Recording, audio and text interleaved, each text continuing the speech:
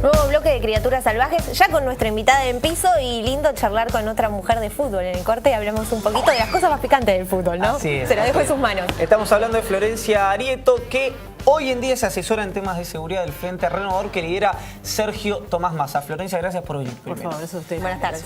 Bueno, en principio, un lugar para alguien que, digo, para Sergio Massa hoy, que a nivel nacional, yo a las encuestas no les creo, pero tengo que citar algo, por la polarización de Macri y Kirchnerismo lo están dando tercero, pero él gana la provincia de Buenos Aires, sacándole 12 puntos al Kirchnerismo, con una agenda de seguridad, digamos, ¿no? ¿Vos compartís esos primeros principios que él planteó en temas de seguridad en la campaña de 2013?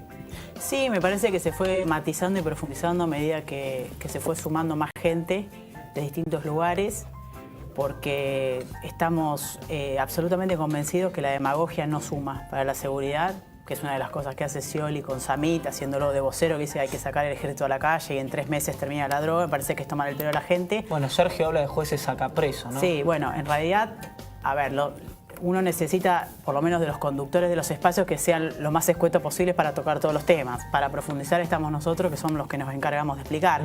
Cuando hablamos de sacapresos, hablamos de personas que no priorizan.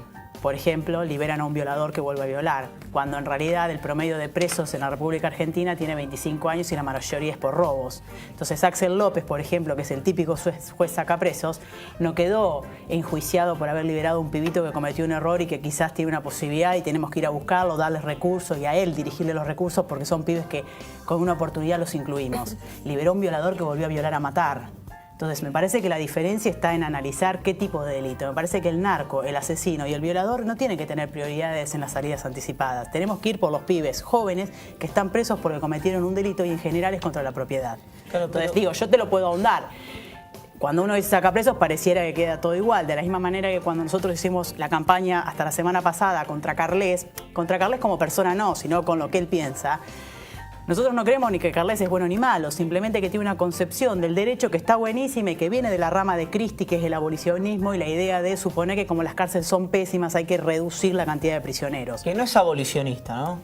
Está bien, el abolicionismo más duro es lo que viene de los países escandinavos. De los abogados que están en el Frente Igual el Renovador. abolicionismo no es destrucción o desaparición, No, es achicar el derecho penal lo más posible. Pero parece que es abolicionista. Sí. No siendo abolicionista, es como que yo te diga a vos que vos sos diputado nacional sin ser, digamos, eso es una falsedad cuando dicen que Carles y Zaffaroni son abolicionistas.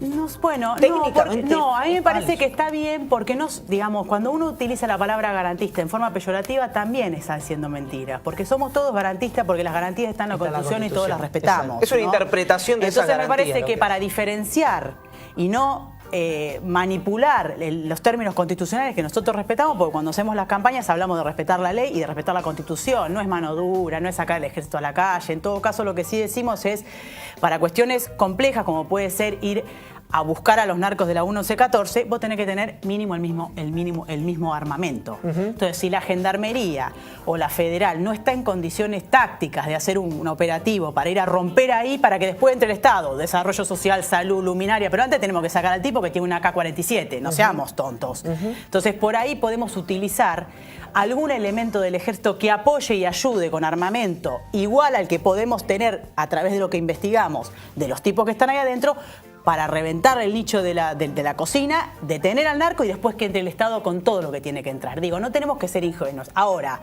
entregarle el ejército a las calles es una desubicación, es demagógico, no sirve. Lo desmintieron. Está bien, pero Samit lo dijo. Y Samit oficia de vocero porque baila con Karina Rabolini y después dice que habla por Scioli. Entonces, tiraron la piedra a ver si la tomaban y como queda muy mal con Cristina, retroceden. Lamento que sea Scioli, la verdad, el heredero del proyecto. Lo lamento profundamente porque sé que hay banderas muy importantes y hay gente que yo le tengo mucho aprecio dentro del kirchnerismo. De hecho, la voté a Cristina y un montón de cosas y uno cree que hay cosas que se hicieron bien. Yo lamento profundamente, y no es personal, sino por gestión, que el heredero del proyecto es una persona que fue funcionario del menemismo, convencido de que Menem era a lo Macri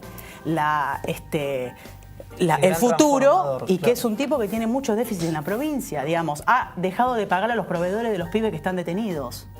Y los directores de los centros de detención hace 1 año y medio tuvieron que pagar de su bolsillo para que los pibes morfen. Entonces, ojo, viste, cuando te acusan de algo, yo entiendo que los conductores, reitero, tienen que dar el título. Después estamos nosotros para aclarar. Nosotros no somos mataguachos, como decimos en la calle.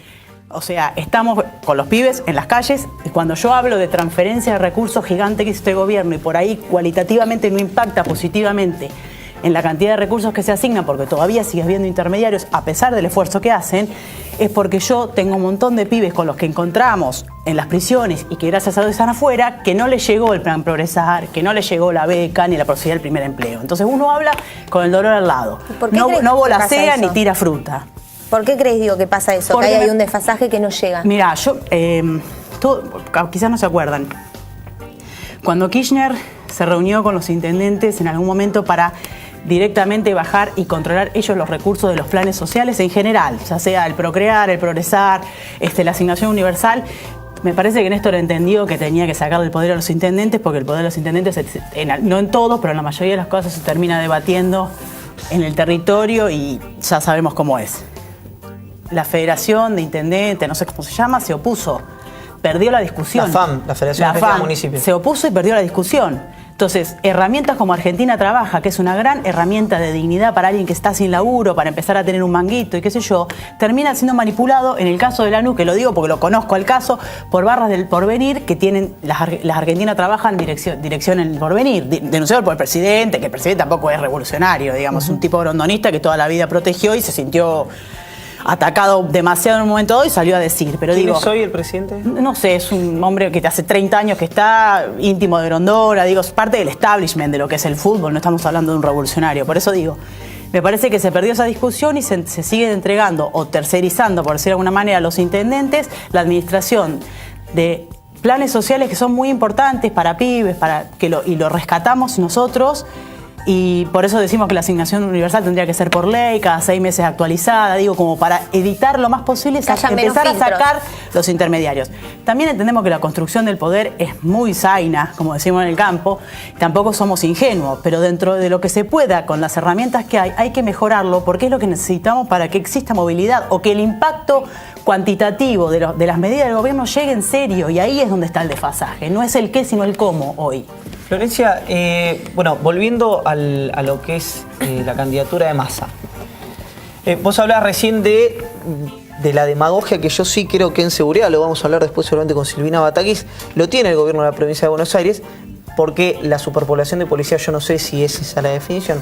Ahora, el que hizo una bandera de la inseguridad, que cuando se habló del Código del Procesal Penal, que decía que Videla estaría libre, que los 12 apóstoles estarían libres, siendo eso que no lo quiero discutir ahora, pero era naturalmente en la letra, eso no estaba en ningún lado, estaba seguramente en un coacheo que dio sus resultados, fue Sergio Massa. Digamos, ¿cómo lidias vos con una trayectoria que tenés, una tradición que tenés, hablando de las cosas que pasan en el territorio, con un discurso orientado a los medios y al elector y no a la realidad efectiva, dirían los peronistas, no en mi caso? Es que efectivamente, no sé, es que efectivamente hubiera pasado eso. A ver, la propuesta de Sergio Massa para desestimar o atacar el Código Procesal Penal fue otro Código Procesal Penal, que en algunas cosas se superpone, se mejora, digamos, hablando de procedimiento, porque también estaba el Código Penal. ¿En cuánto se hizo ese Código Procesal? Mira, igual lo presentamos y está muy interesante. No, pero digo, lo trabajaron los equipos. Una comisión redactora, no, pero 2 años. No, pero eso es penal, Estamos hablando del Código de Fondo. No, el penal es el Código de Fondo, el que tipifica delitos.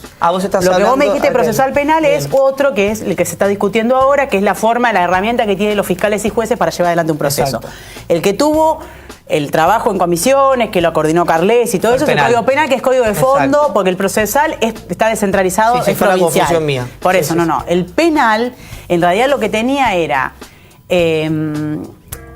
quitaba la palabra reincidencia por reiterancia, complica... A ver, Zaffaroni tiene mucha influencia en la UBA. Yo me recibí en la UBA y salí muy influenciado. Después, cuando te das cuenta, yo quise discutir, desde mi humilde lugar, la tipicidad conglobante, que Zaffaroni la explica en la teoría del delito, que es filosofía del derecho penal, que no viene al caso, y no te dan mucha opción para cambiarlo. Y aparte hay gente que sabe muchísimo y que dificulta con palabras el entendimiento.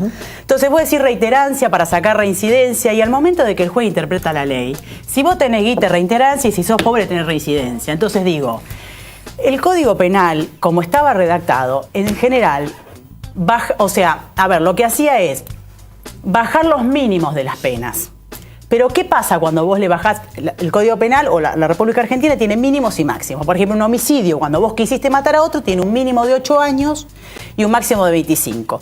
Entre ese mínimo y ese máximo, los jueces pueden interpretar de acuerdo al contexto del hecho. Una cosa es que tuviste emoción violenta porque viste a tu mujer con un amante y la mataste, otra cosa es lo pensé, lo armé, premeditado. Entonces vas a ir para mucha pena o para menos pena.